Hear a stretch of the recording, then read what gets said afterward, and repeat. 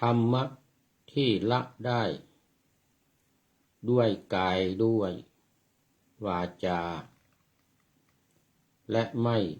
อาจเลิกลาได้ด้วยกายหรือวจีท่านภิกษุทั้งหลายภิกษุในกรณีนี้ได้เป็นผู้ที่ต้องอาบัติบ้างด้วยกายอันเป็นอกุศลด้วยกายตนเพื่อนทั้งหลายใคร่ครวญกับใคร่ครวญกันแล้วได้ตักเตือนเธอให้เลิกทำเธอละกายทุจริตประพฤติสุจริตกรรมอย่างนี้เรียกว่าธรรมอันบุคคลละด้วยกายขอถวายความนอบน้อมแด่พระรัตนตรัยมีพระพุทธเจ้าเป็นต้นขอถวายความเคารพพระมหาเถระพระเถรานุเถระเจ้าคณะพระสังฆาธิการทั่วโลกอันมีพระเดชพระคุณพระธรรมเสนาบดีรองเจ้าคณะภาค7วัดพระธาตุวสุเทพเป็นต้นและขออำนวยพรแด่ท่านผู้ฟังท่านผู้ชมสาธุชนพุทธบริษัททั้งหลายวันนี้รายการธรรมะหลังธรรมวัดเย็นของวัดพระธาตุดอยสุเทพออกอากาศทางสถานีวิทยุพระพุทธศาสนาแห่งชาติและจริยธรรมวัดพระธาตุดอยสุเทพมีพ่อครูวรรณลบนามวงพรหมเป็นผู้อำนวยการอาจารย์พระมหาประสิทธิ์ประสาธิโกเป็นหัวหน้าสถานีและอาตมาภาพพระครูปริยัติยานุศาสตร์เป็นผู้บรรยายเป็นประจำทุกวันเว้นวันพระเวลา 18:40 นาทีถึง 19:10 นาทีโดยประมาณตอนนี้ก็ขอต้อนรับ FC ตัวจริงมาแล้ว FC ตัวจริงอาจารย์สุริยันต์คำปาวัดพระธาตุดอยสุเทพโอ้นี่ FC ตัวจริงจริงๆนี่นะไม่ทิ้งกันเข้ามาไม่ขาดละทุกวันขอบคุณมากนะวันนี้ก็เหมือนเดิมบันทึกเสียงล่วงหน้ามาจากวัดพระธาตุดอยสุเทพเยอรมันเขตฮิวชินบากเมืองซีเกนประเทศเยอรมนีเหมือนเดิม ตอนนี้กำลังพักผ่อนนอนหนาวอยู่ที่เยอรมันวัดพระธาตุดอยสุเทพเยอรมันและวันนี้อุณหภูมิก็สูงสุด4 องศาเซลเซียสแล้วก็ต่ำสุด-2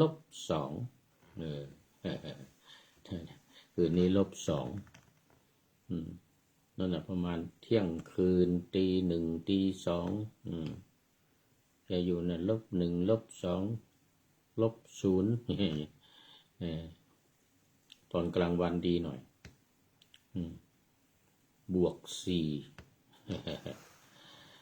แล้วตอนนี้ก็เข้ามาสู่เนื้อหาสาระของธรรมะกันเลยFC ตัวจริงเดี๋ยวมันจะไม่ทันเวลามัวโอเอวิหารลายเดี๋ยวก็หมดเวลาดังป่าหน้าธรรมะไว้วันนี้เป็นเรื่องของธรรมะ ที่จะได้ด้วยกายว่างั้นนะไม่ใช่จะได้ธรรมะที่ละได้ด้วยกายละได้ด้วยวาจาและไม่อาจจะละได้ด้วยกายหรือวาจานี่มันมีสลับซับซ้อนกันอยู่นิดหน่อยนะฟังยากอยู่เดี๋ยวค่อยฟังเป็นตอนๆไปค่อยฟังเป็นตอน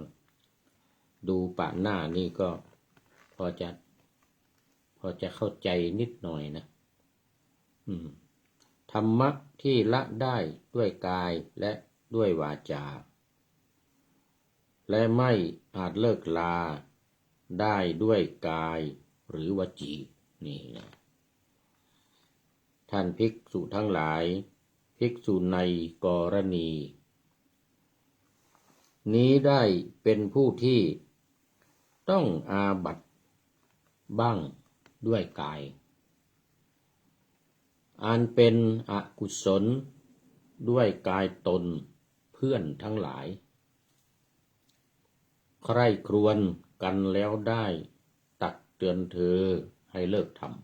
ำเธอละกายทุจจริตประพฤติสุจริตกรรมอย่างนี้เรียกว่าธรรมอันบุคคล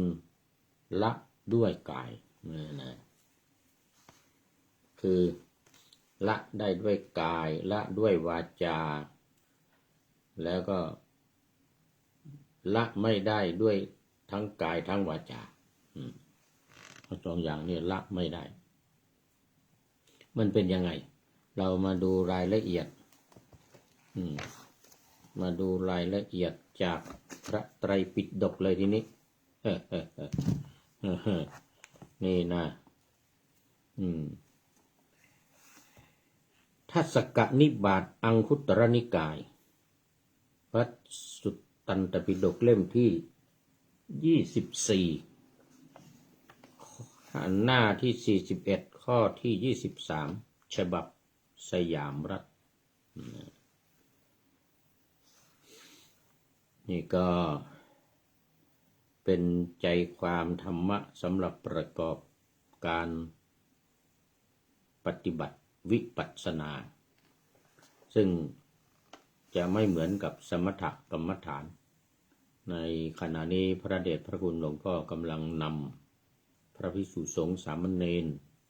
อุบาสกอุบาสิกาศรัทธาญาติโยมปฏิบัติเป็นสมถกรรมฐาน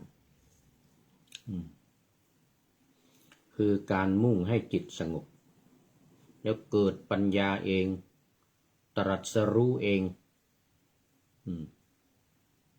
แต่วิปัสสนานี้ตรงกันข้ามคือต้องแสวงหาจะไปเที่ยววิหารลายปล่อยให้มันเกิดเองให้เกิดสมาธิเองให้เกิดปัญญาเองตรัสรู้เองไม่ใช่วิปัสสนาเนี่ยแปลว่าเห็นแจ้งเห็นจริงหมายถึงตัวปัญญาที่จะต้องทำให้เกิดขึ้นไม่ใช่ไปรอให้มันเกิดเองเหมือนสมถะอันนั้นให้จิตสงบอย่างเดียวใจเย็นๆบุญญาบารมีมาถึงมันจะเกิดปัญญาขึ้นเองหรือมีความบริสุทธิ์ทางศีลคนที่ศีลบริสุทธิ์ก็จะเกิดสมาธิได้ง่ายเมื่อเกิดสมาธิแล้วสมบูรณ์แล้วเนี่ยปัญญาจะเกิดอานิสงส์ก็จะมากมายมีผลมรรคผลนิพพานก็จะเกิดขึ้นเองแต่วิปัสสนานี่ต้องทำให้มันเกิดขึ้นต้องทำให้ปัญญาเกิดขึ้นนั่นคือต้องภาวนาต้องฟังและต้องคิดภาวนานี่คือการพิจารณานะพิจารณาธรรมในเขาเรียกว่าอะไรอารมณ์ของวิปัสสนา73ข้อนับทั้งที่เราสรุปลงใน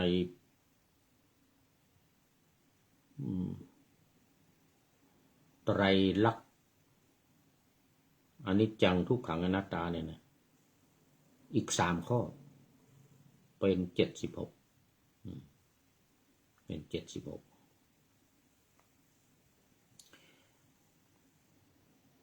ไม่ยาก ไม่ยากเพียงแต่ให้เข้าฌานที่1ปฐมฌานนี่นะ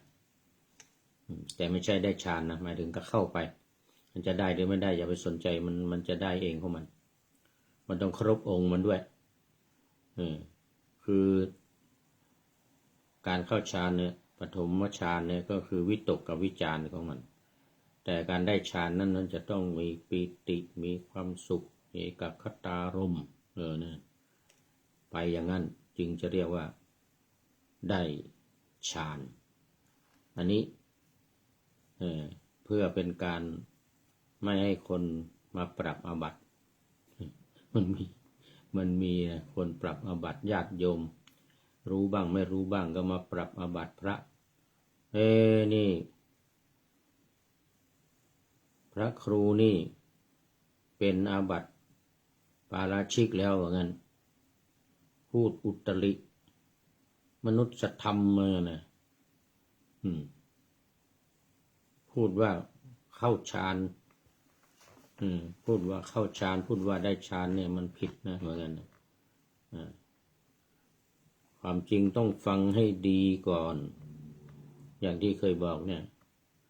พูดว่าได้ฌานนะอันนั้นนะคือผิดอาบัติละปาราชิกนะ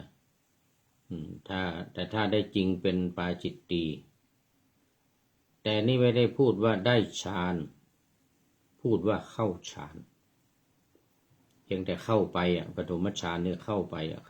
ข้าไปทำเขาไปทำอยู่ยังไม่ได้พูดว่าได้แล้วมันจะได้หรือไม่ได้ก็ไม่รู้ มันจะเกิดขึ้นมาเองถ้าฌานที่2เกิดเนี่ยแสดงว่าที่1ผ่านไปนั่นคือได้ปฐมฌานฌานที่3เกิดแสดงว่าฌานที่2มันหมดไปมันดับไปปีติหมดปีติหมดวิตกวิจารเข้าสู่ฌานที่3แสดงว่าได้ฌานที่2พอความสุขหมดไปเกิดเอกคตารมณ์คืออารมณ์ที่เป็นหนึ่งความสุขหมดเอกคตาเดี๋ยวมีอุเบกขาเข้ามาด้วยแล้ววิตกวิจารหมดไปไม่มีปิติหมดไปไม่มีอย่างนี้เรียกว่าเข้าสู่เดี๋ยวก่อนเมื่อกี้นี้ได้อยู่ความสุขนะความสุขหมดไปเรียกว่า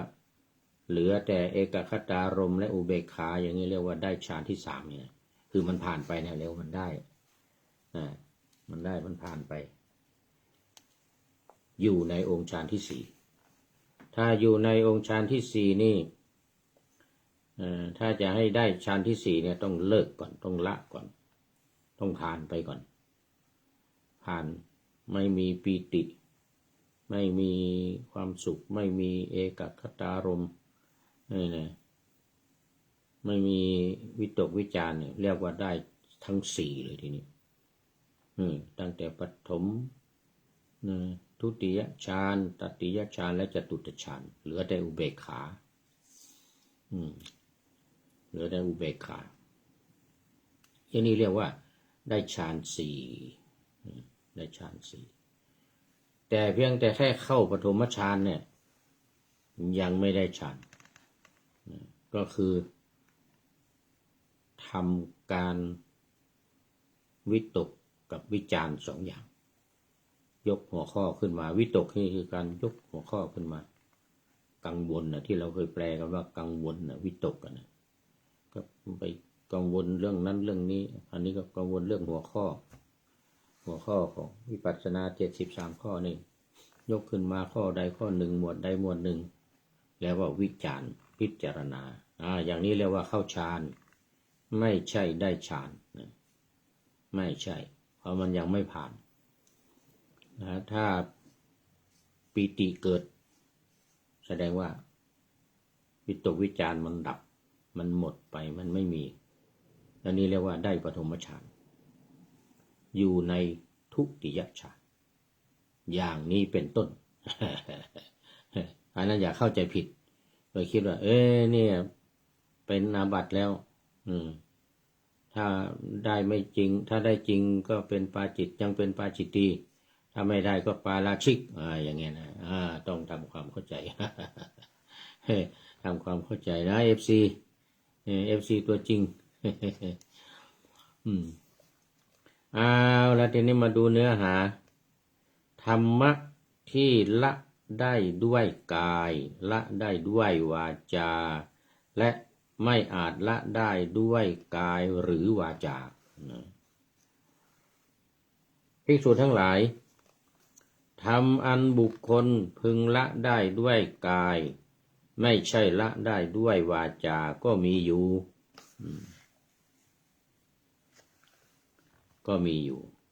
ธรรมอันบุคคลพึงละได้ด้วยวาจาไม่ใช่ละด้วยกายก็มีอยู่ธรรมอันบุคคลพึงละด้วยกายก็ไม่ได้ละด้วยวาจาก็ไม่ได้แต่เมื่อเห็นด้วยปัญญาแล้วจึงละได้ก็มีอยู่ภิกษุทั้งหลายก็ทำอันบุคคลพึงละด้วยกายไม่ใช่ละด้วยวาจาเป็นอย่างไรภิกษุทั้งหลายภิกษุในกรณีนี้เป็นผู้ต้องอาบัติบางส่วนอันเป็นอกุศลด้วยกายเพื่อนพรหมจารีผู้รู้ทั้งหลายได้ใคร่ครวญแล้วได้กล่าวกับภิกษุนั้นอย่างนี้ว่าท่านนั้นแลเป็นผู้ต้องแล้วซึ่งอาบัติบางส่วนอันเป็นอกุศลด้วยกายจะเป็นการดีหนอที่ท่านจะละกายทุจริตประพฤติกายสุจริตภิกษุนั้นอันเพื่อนสหพรหมจารีผู้รู้ทั้งหลายใคร่ครวญแล้วว่ากล่าวตักเตือนย่อมละกายทุจริตประพฤติกายสุจริตภิกษุทั้งหลายนี้เรียกว่าธรรมอันบุคคลพึงละได้ด้วยกายไม่ใช่ละได้ด้วยวาจาคือเลิกทำกายทุจริตเป็นกายสุจริตนี่ก็คือกายทำนะไม่ใช่วาจาทำการเตือนการพูดนั่นก็เป็นอีกส่วนหนึ่งเป็นวาจาเป็นการบอกการกล่าวแต่ไม่ได้นำเนื่องอยู่ในการละของภิกษุซึ่งเป็นผลที่ยิ่งใหญ่ภิกษุทั้งหลายก็ทำอันบุคคลพึงละได้ด้วยวาจาไม่ใช่ด้วยกายเป็นอย่างไร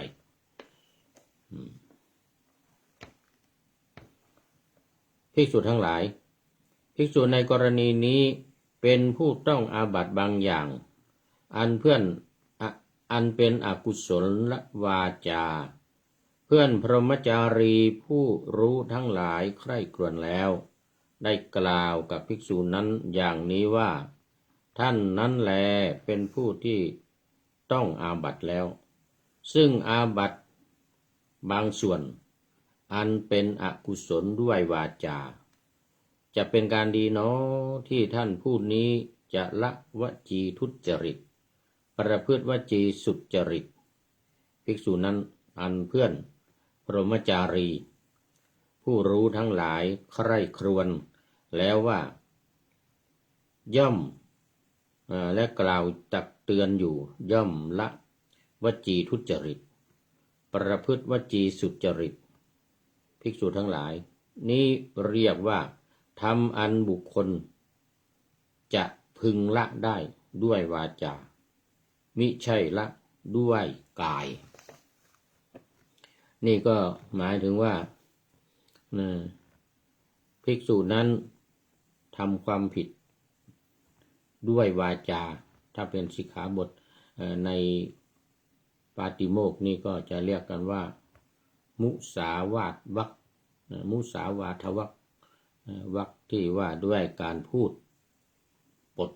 พูดสอดเสียดพูดคำหยาบพูดเพ้อเจ้อเนี่ยนี่เรียกว่าเป็นวจีทุจริตเธอละเสียเมื่อได้รับการตักเตือนนะก็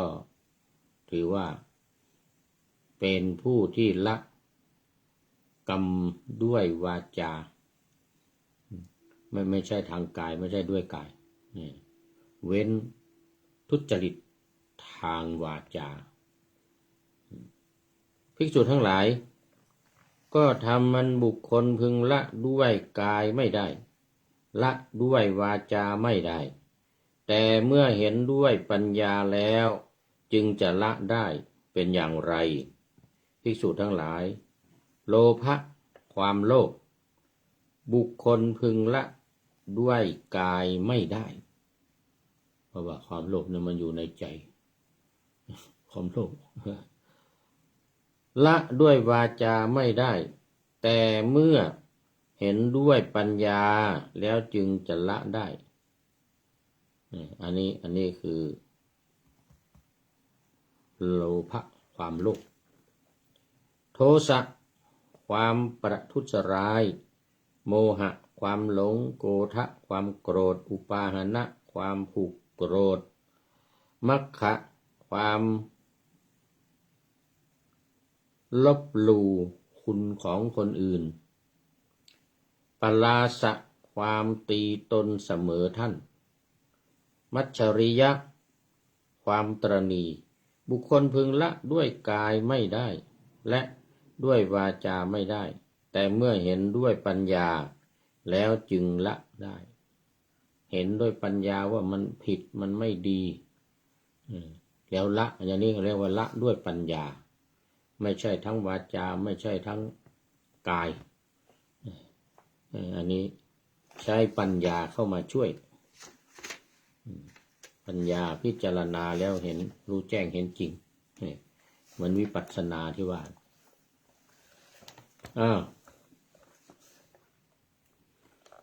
ภิกษุทั้งหลายความริษยาความปรารถนาอันชั่วช้า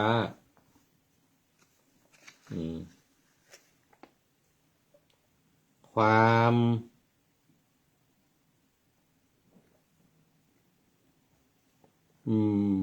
โมหะภิกษุนั้นเป็นไปหากว่าโลภะย่อมครอบงำภิกษุนั้นเป็นไปโทสะโมหะโกฏะความโกรธอุปาหานะมัคคะหากว่าปลาสะหากว่ามัจฉริยะหากว่าริษยาความชั่วช้าความปรารถนาอันชั่วช้าครอบงำภิกษุนั้นเป็นไปภิกษุนั้นอันบุคคลพึงรู้อย่างนี้ว่าโลภะย่อมไม่มีแก่ผู้รู้ชัดและท่านผู้นี้หาได้รู้ชัดอย่างนั้นไม่เพราะเหตุนั้นโลภะจึงครอบงำท่านผู้นี้ได้ภิกษุนั้นอันบุคคลพึงรู้อย่างนี้ว่าโทสะโมหะโกฏะอุปาหานะมัคคะปลาสะมัจฉริยะความริษยาอันชั่วช้าความปรารถนาอันชั่วช้าย่อมไม่มีแก่ผู้รู้ชัดและท่านผู้นี้หาได้รู้ชัดอย่างนั้นไม่เพราะเหตุนั้นความปรารถนาอันชั่วช้าจึงครอบงำท่านผู้นี้ได้ภิกษุทั้งหลายหากว่าโลภะไม่ครอบงำบุรุษภิกษุนั้นเป็นไปหากว่าโทสะโมหะโกฏะอุปาหานะมัคคะหากว่าปลาสะหากว่ามัจฉริยะหากว่าความริษยาอันชั่วช้าหากว่าความปรารถนาอันชั่วช้าย่อมไม่ครอบงำภิกษุนั้นเป็นไปภิ ภิกษุนั้นอันบุคคลพึงรู้อย่างนี้ว่าโลภะย่อมไม่มีแก่บุรุษผู้รู้ชัดและท่านผู้ที่ย่อมเป็นผู้รู้ชัดเพราะเหตุนั้นโลภะจึงครอบงำไม่ได้ภิกษุนั้นอันบุคคลพึงรู้อย่างนี้ว่าโทสะโมหะอุปาหนะ